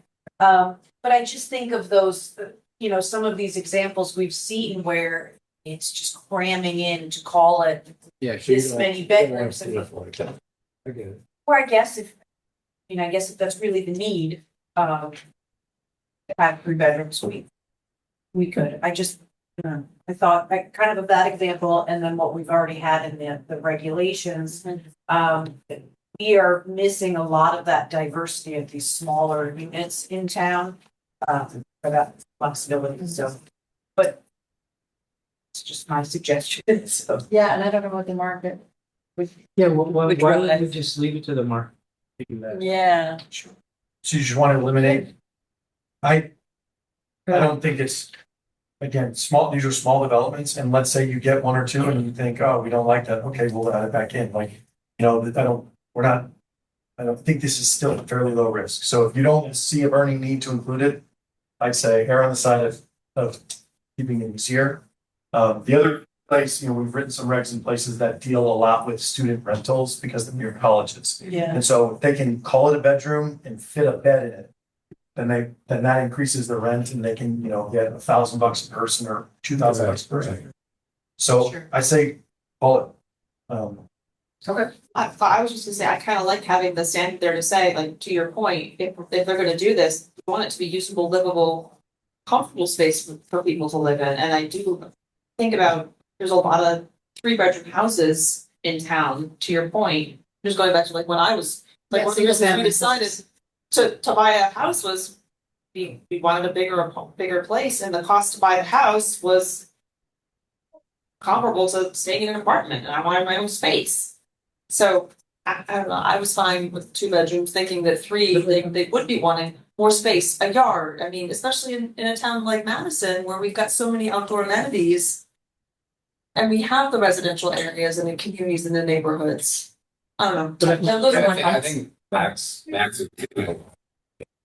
Because Three does like, it opens it up to all families trying to cram in stuff to get in the school system. Like, there are, you're going, having lived in New York for 10 years, like my first apartment was 1 bedroom convertible 4. So like a lot of people will be cramming in. I think like you want to hold the aesthetic. Yeah, 2,200 square foot, 2 bedrooms, a good Yeah, I space. think we're imposing a standard on people. Maybe it's not reasonable. I mean, I think the market's gonna, if there's 3 tiny bedrooms, nobody's gonna rent them. Yeah. That's a good point, but the question I would ask is how many actual cases of that occurring are we gonna see? We don't know, but I don't think it's gonna be a lot. So something that we could do is, I don't know what the language would look like, but I think we could do it. We could tie the bedroom counts to the building type. Because one of the things the reg has to allow is townhouses. I think it's reasonable for a townhouse to have 3 bedrooms. Sure. But if you're converting the second or third floor of a commercial building to apartments, I think I'd probably rather see 3 apartments at 2 bedrooms than, 2 apartments at 3, right? Or, there's probably a way to make it fit so that a more traditional townhouse or whatever. Like attached townhouses, yeah. Right, because the bill says townhouses are included in this. So somebody could build, not 9 townhouse units attached or whatever. And I think it would be fine for those to be a 3. So we could look at limiting some of this so that those more traditional apartments are limited to smaller, and then something on the larger side. That maybe is a middle ground. All right. We could, you could certainly think on it. That is something that we could definitely, or an amendment we could definitely make before return to the hearing. Thank you for that. Um, Can you also, I was just pondering the minimum overall height and the maximum overall height. Can you help me with that, like from a townhouse standpoint, 2.5 stories? Duplex, triplex, fourplex, multiplex. Just trying to envision what some of these buildings could look like. And we have height requirements and restrictions, so would the 2.5 stories be on top of a commercial space? Total Or height. the building itself? Total height, yep. Okay. We're trying to prevent some, Yeah, a situation like a 1-story. Want like skyscrapers. I Yeah. want like massive Yeah. brick blocks of. Yeah, so I have visions of driving through those in New York. our existing height requirements are what is stated here for maximum, in the underlying zone. In your commercial zones, many of them allow an increased height of sometimes 5 feet by special permit. That's not, that's, You're giving, this is additional flexibility, so that could stay. If you really choose. but do you leave that in the commercial, the underlying commercial zone, or do we add that in the alternative section? Because part of me wants to avoid having to go back and forth to standards before Yeah. writing it here. But we could certainly carry it over. Or in what circumstance would you not give someone the extra 5 feet? Because if you can't think of one, then I think we should just add 5 feet to the max overall height and skip having to add another line. I don't know. I think some of it was yes. I suppose it's the massing of the building Or the context of location. what's around it too, so it's not sticking Yeah. up like a sore Yeah. thumb. That'll be an aesthetics issue. So, if you're unsure, you think there's not a good consistency, then we could clarify it in the last section. Yeah. Yeah, or you just leave it as, I think, and so 30 feet is typically to the midpoint. It doesn't, that's not defined here, overall height, so we have some trouble in some of our existing sections of 30 to midpoint average, 35 total. I mean, we still take building height as it's defined in our definitions. So I guess that would, Yeah. We could clarify how it's written there, if you think there's a better way to use the term. Trying to, I mean, qualify, 35 feet isn't that high. no. That's not- So if you want to add a 35 feet. If somebody's it's not- trying to apply through I mean, this think of particular what we just regulation, did. they're not gonna Again, know to look at, there's sometimes exceptions, so we wanna avoid that. Yeah. Yeah, this, again, this is not an 8-30G situation where they're gonna come in and say, well, your regs actually say this, so you can do this, yeah. if you say this is the standard, this is how it goes. They could submit a text amendment, they could, try to get an Yeah, yeah. approval but, this is not, we're not giving you the reins. So, part of this is going to be your interpretation and your application of the way that it's written and, so we can include that special permit in there. If you leave it as is and someone says, can I afford myself the right to this special permit? You can just tell them yes. It's up to you how much you want to highlight it. Or you can just change the height. Right. Down. And you don't have to, That's another. don't have to come to that answer right now. You Okay. can think about it. We could workshop that on the fly. While we're being super granular here, can I just go back to the building width? Sure. Yes. I guess because I was thinking, I lived in Baltimore for a while and I lived in a teeny tiny row house. They're called shotguns. That went, Yeah. that went Front deep to back. into the lot, and it was great. But so when we say building width, we mean, the whole building width? Right, But not the within that, unit. you could still squeeze how many units? I mean, they'd have to still meet building code and Okay. all of those things. Yeah. Yeah, so how they, So we're not limiting unit width in any way. No, it's the building. Yeah. The frontage, yeah. Okay. Looking at it. So if someone wanted to take like where the next strip mall, they would make that into residential units, that would not be allowed? Into, I didn't hear the last part. Residential units. That is a commercial C zone, so that could potentially, yes. It has some issues because of But septic it's- and. But it's more than, on this. The existing width, if it's an existing non-conforming, But that's one of the so few for ones that conversion, if it doesn't, if it already exceeds the maximum building width. But that one also has parking in the front yard, it has. Yeah, that's a multiple- lot. We've it has established that multiple pretty much curb it's cuts. really one of our commercial districts has parking in the front yard. So, Um, so is this a realistic requirement? well, I guess the way that I would, Well, start with that one. any of it, all of them, one access drive, rear yard parking, I think maximum that width. for the purpose, I mean, when you write a zoning regulation, you think about, right, you think blue sky, what do we want? And if we don't draw that line there, you sort of have a situation where you're not gonna ever chip away at what that goal is. So yes, there are substantial nonconformities that might exist in any number of these categories. But if we don't put it in there, then if you get someone that's constructing this new, you know, I'm looking at the second table, the the conversions. conversion, that's Yeah, where you would have. so what I will say is, I will have a more articulate answer for you on how exactly you can approach these existing building conversions. And that will either make you feel really good about the second table or ultimately land us in deleting the second table.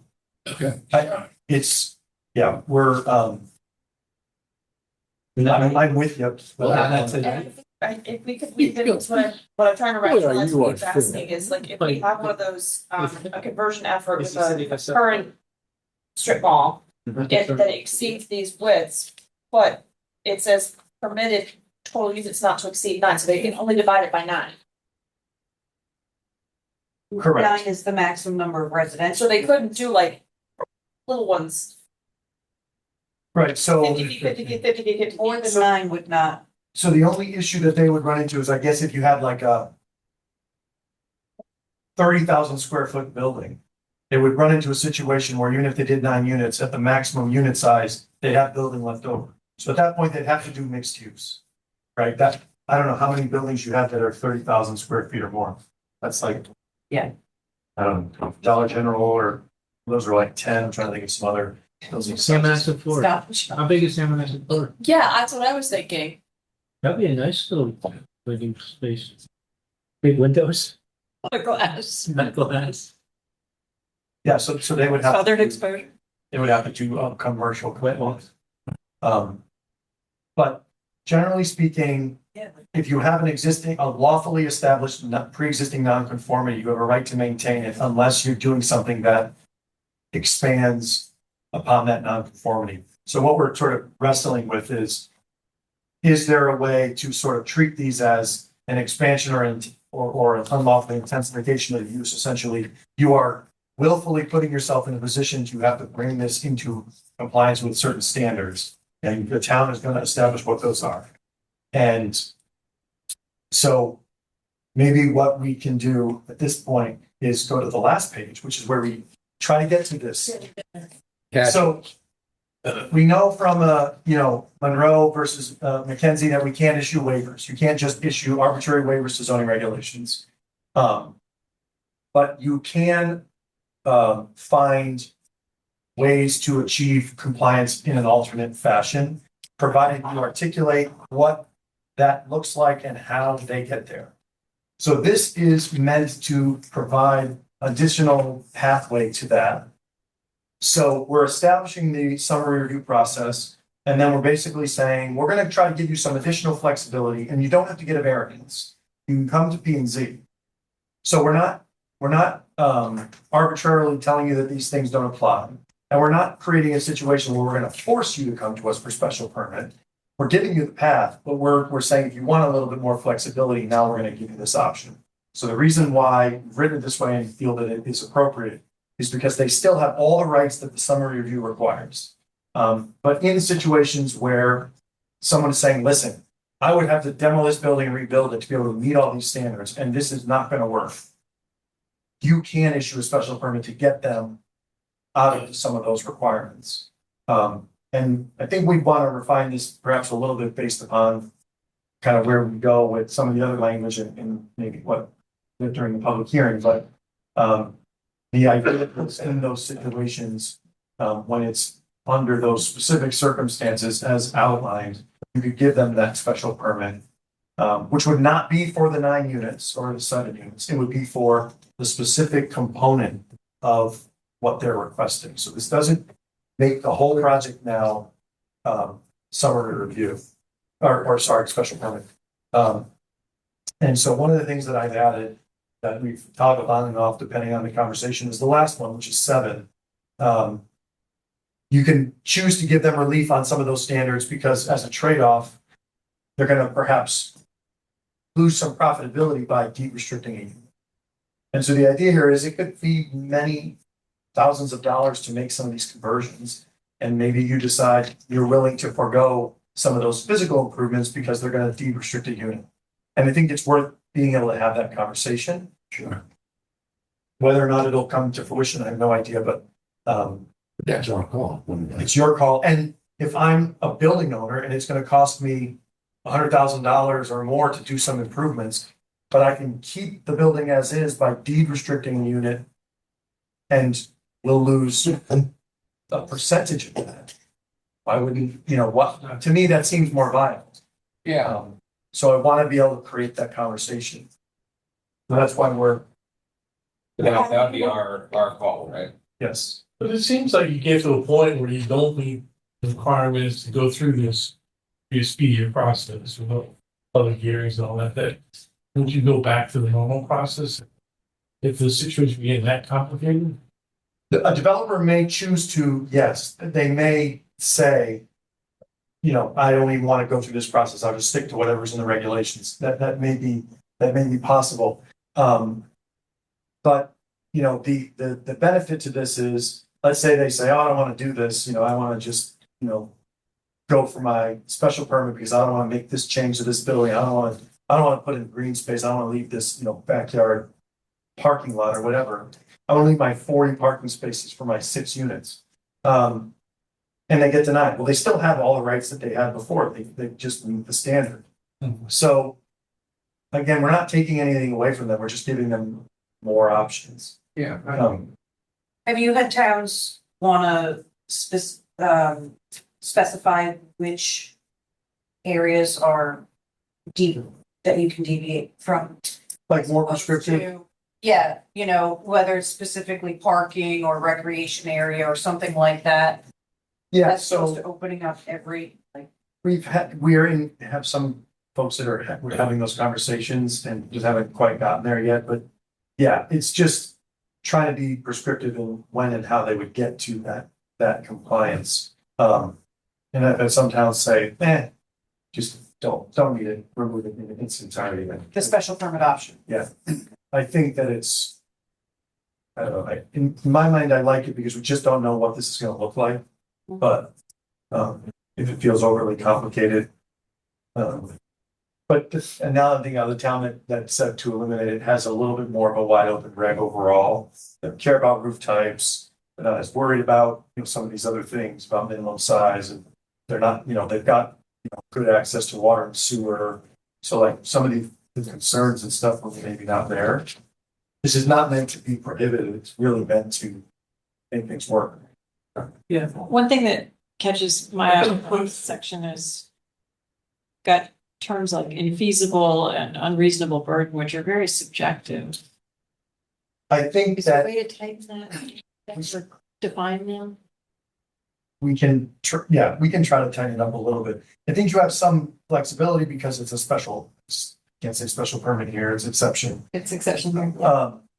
But, yeah, right. It's, so you have that flexibility because they're going in that route, and it may be hard to articulate exactly, because something that may work in one building may not work in another, Yeah, but we can, let. No use of marketability.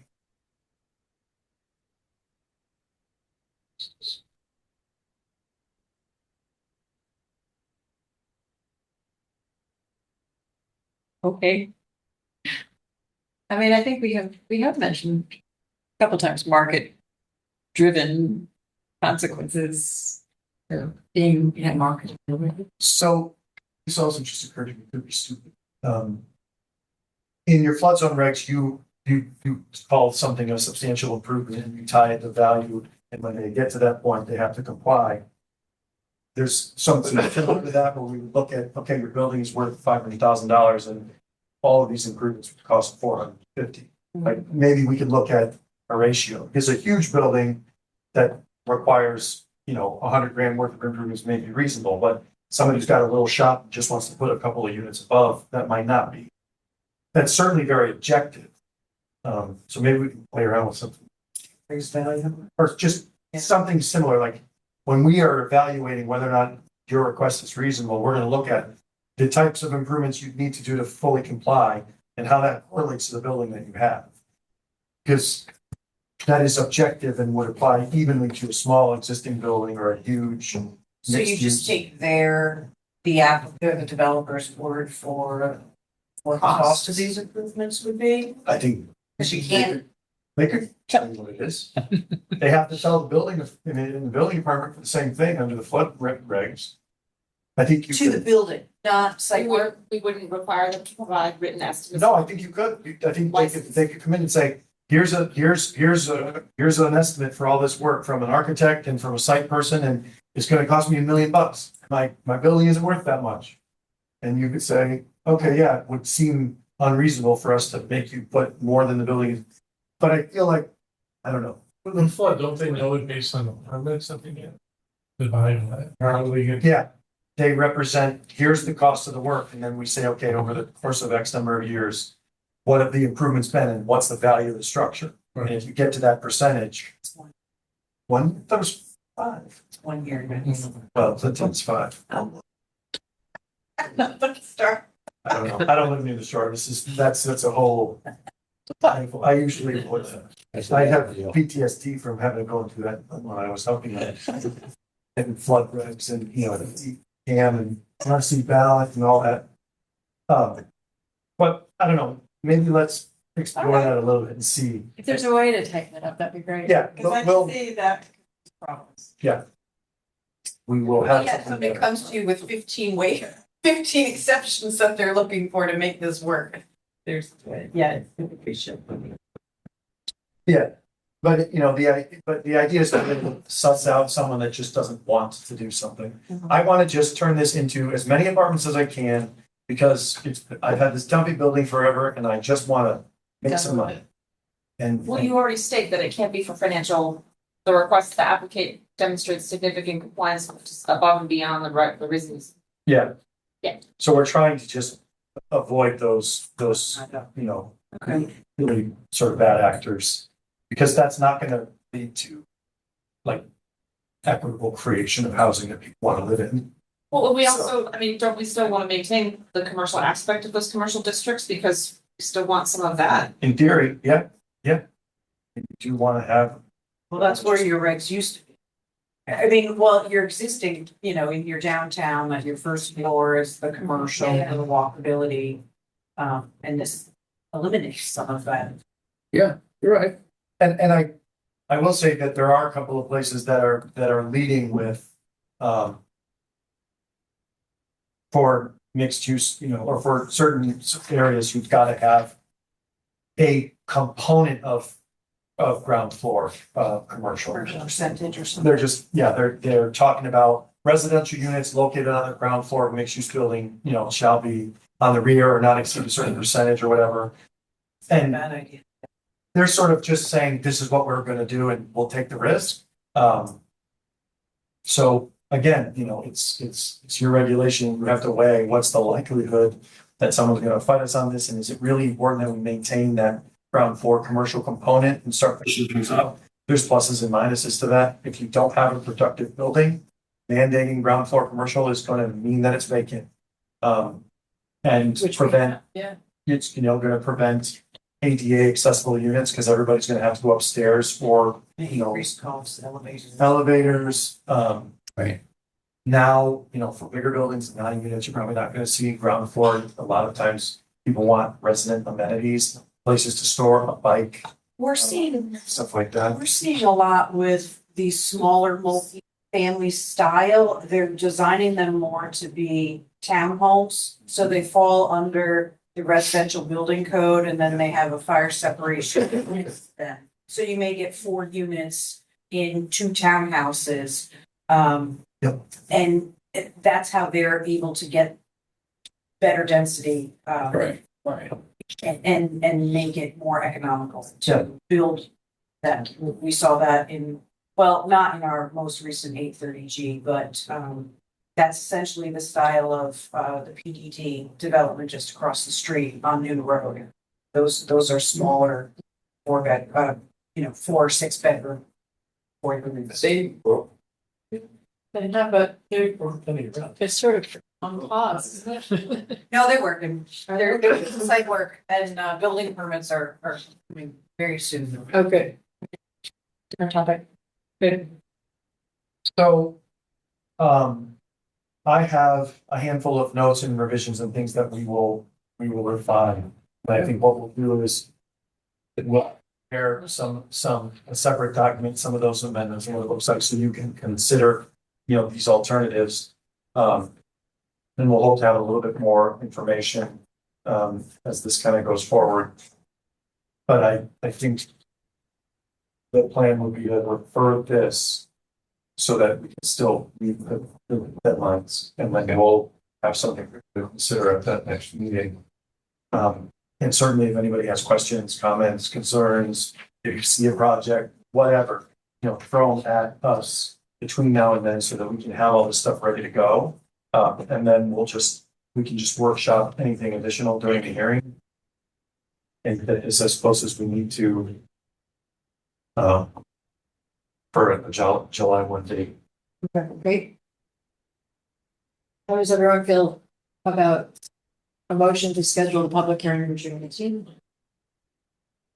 Max, is that a motion? Sure. Yeah. Second. Any further discussion?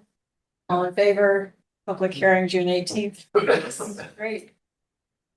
Mike, thank you so much for all of this. No worries. And it's interesting how we go from general to specific. Real quick, Speed of light. And back again.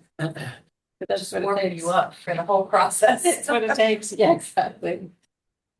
All right, we have, let's see, we have a series of applications to schedule then. So next is the pending application, 26-10, 397 Durham Road. Can I have a motion to schedule a public hearing of that application for May 21st, 2026?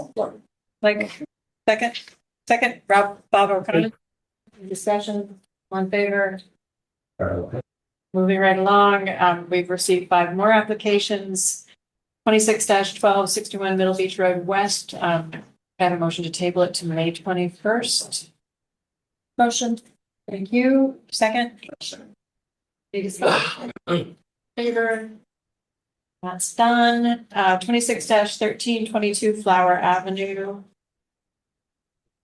Coastal site plan review. Could we table this to May 21st as well? Sure. Max. Any second? John Duza. Discussion, one favor. Great. 26-15 is Scarlet Park Road coastal site plan. Table that to the June 8th, 2026. Fourth. I'll make the motion, but it says June 4th. Sorry, you have, Yes, Fourth. Garnet Park Road. That my typo. it could be my type, yeah. It's June 4th. Sorry. Okay, thanks. Motion. Thank you, Thank you. Michelle. Second. Mike Bugda. Discussion. Got it. June 4th. 26-16, 166 Bishop Lane and 7 Saxon Road. Table to May 21st. Jeff. First, Don, second. Thanks, Mike. See it. Any discussion? All in favor? And then 26-17 for Longview Terrace. This would also be tabled to May 21st, 2026. Michelle. Take a second. Hang on here. Okay, a couple of administrative approvals. 26-8, 26 Meeting House, Lynn, Perry, do you want to talk about these? These are just real quick, they're fall under your regulations for a minor site plan modification. One is at the First Congregational Church for a greenhouse in the rear of the property. And the second is conversion of a deck to a 3-season room over on Apple Way off of Lover's Lane. That's 26-11. That's just the reporting requirements that Maria has to let you know when she takes. Okay, so to it's take no no action. No action. Okay, no action, it's already been done administratively by the CEO being informed. All right, then we have 824 referrals, Scotland Avenue roadway improvements project. This we do vote on. We want to present anything? So these are municipal improvements. There have been public information sessions on both of these. Scotland Avenue is a roadway reconstruction. It's going to include new stormwater drainage, sort of a road diet, narrowing the road to calm traffic a little bit, and it includes the installation of sidewalks. And these are state-funded projects. And our town engineer apologizes for not being able to attend this evening. But because they are improvements in the sidewalk installation, typical maintenance is not required to be referred to the commission for finding consistency with the P O C D. However, projects that do include new crosswalks or sidewalks, things like that, are required. And so I have 2 separate draft resolutions for you, but I can briefly give you the other sidewalk project. Boston Post Road, there's 2 areas of crosswalks. You probably have seen the rapid flashing beacons. One is over on the east end at Dudley, over by Donahue's. And that project is to kind of replace those beacons and improve the crosswalk across Boston Post Road and extend sidewalk to the Greenway Trail parking lot. And down on the west end of town, the town is moving forward with a sidewalk connection from the, the green, along Britton Lane, down the Post Road, a crosswalk, over the Post Road, at Lantern Hill and West Wharf, and then a sidewalk connection along, the golf course, down West Wharf, that will connect to, Surf Boat Road. And, that particular project, we will see for Village District improvements, and, you will also see, that one, I'm sorry, went through the Historic District Commission as well, using some different materials, some pavers to be, consistent with, really the design of the sidewalks and crossings, in downtown. So it looks to be a really nice project. Also, received some state funding for them. Both of them are consistent with the goals of, the Bike Walk Master Plan, as well as, policy A, I believe, POCD. from the POCD, improving, accessibility. But they're building a sidewalk on the golf course side? Yes, Yeah, the all west way side. down? yes. Yeah. Nice. Yeah, It's huge. it's long overdue. Yeah, it's gonna be really nice. There are trees along there, Aaron, but they figured out, I think. They will not be impacted. Yeah, They're not the trees. Yeah, great. Motion to Any approve. questions? Okay. You get to read them.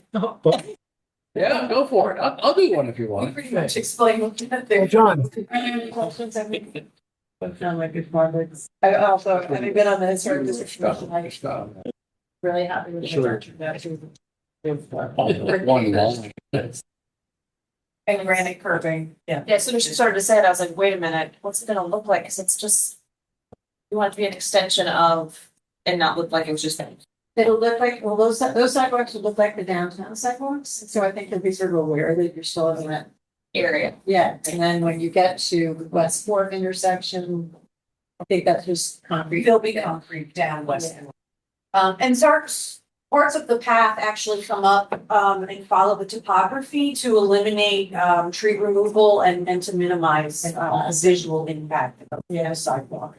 But again, that's, part of the state permitting with the, crosswalks, that are gonna be installed there as well. So that's a really nice connection to, our beaches.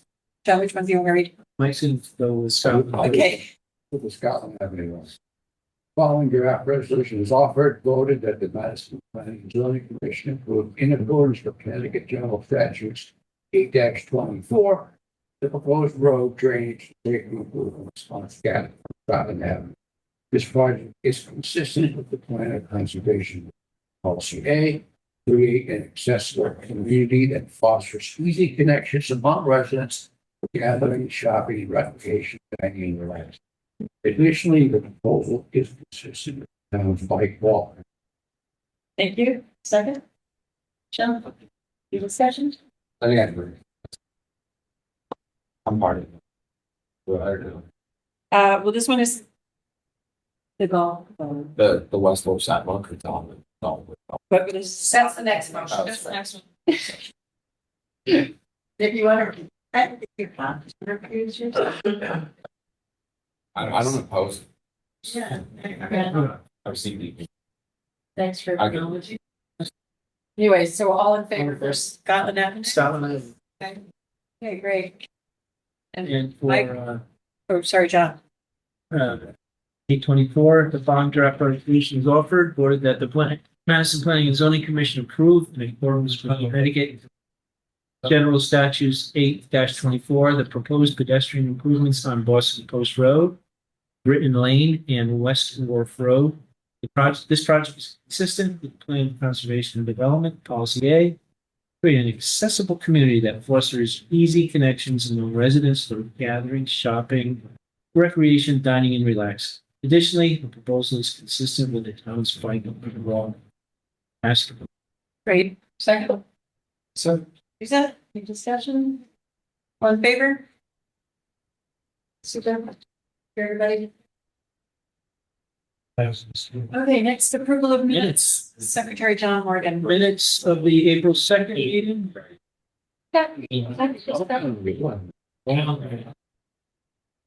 That why goes everywhere. Do I? Or did I get it wrong? April 2nd. Yeah. Yeah, so I'm right. April. It was April 2nd.